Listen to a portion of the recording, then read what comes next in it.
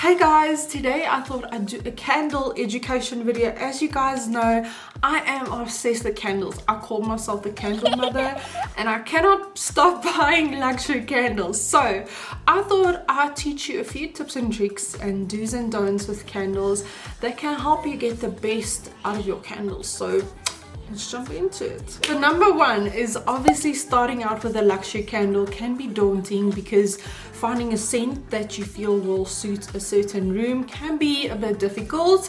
Something I would highly recommend is starting out with a floral fragrance. This is Peony from Kringle Candles.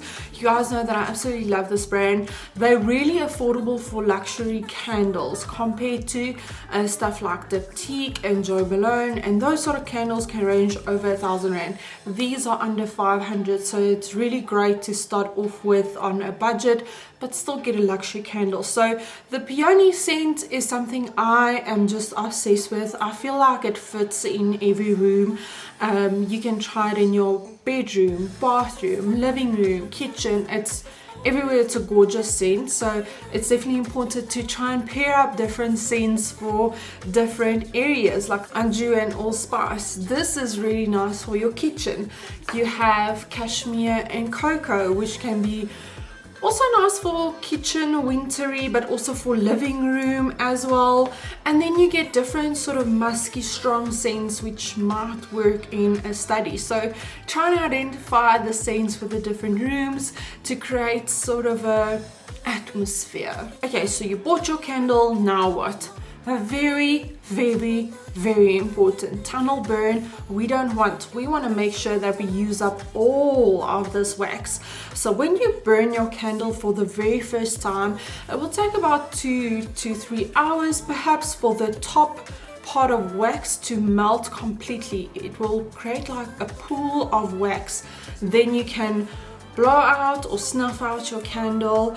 This is really important because if you blow out your candle before the top wax is melted, it will create tunnel burn. It's also advisable to always make sure that the top layer is melted completely every single time before you blow out the candle. Again, to prevent that ugly tunnel burn where you have wax along the sides and it's not using up that wax. It's especially important with your little daylight candles because I know a lot of people would purchase this and then be disappointed because they only get like 2 or 3 hours burn out of it, but it's because they don't wait for everything to melt before they blow or snuff it out. So that is a very important step. Then you want to make sure that your candle isn't in an area where there's lots of wind or draft pulling through, because this can cause your light to flicker. It can cause black soot, which is like this black substance that sits in your wax, and it also kind of contaminates the scent and the quality of the wax. And also the draft is going to make your candle burn up much faster, so we kind of want to prevent that. Another way to really get the best out of your burning hours is to trim the wick. This is also going to help prevent black soot, because if your candle's too big and flickering, the wick might be too long. So you kind of want to use a wick trimmer and trim off the ends. Like that. You can see it's nice and short, but not too short that you can't light it.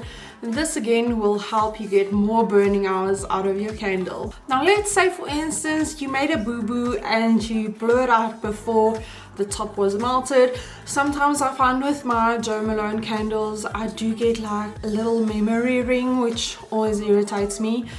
But we can fix that. So what you want to do is just grab a little bit of foil, and then you kind of create like a little foil tunnel and slightly squeeze the top in so it creates like a little bit of a dome, but still keep this opening for the flame.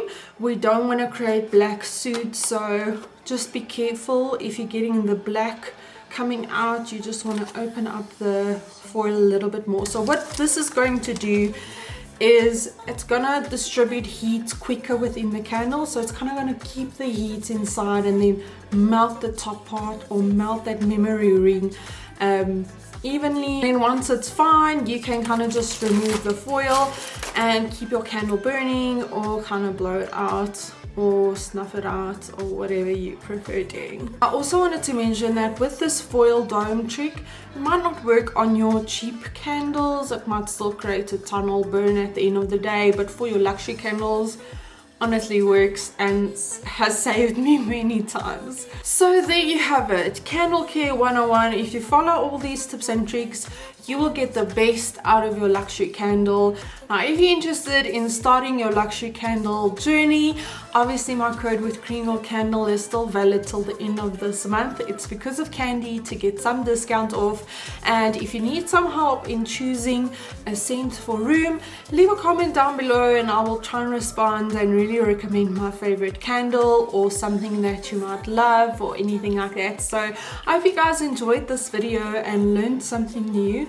And I know it's a bit different content, but I love candles and I want to share that with you. So I hope you guys have a great day. Until my next video, as always, stay sweet. I'll talk to you soon.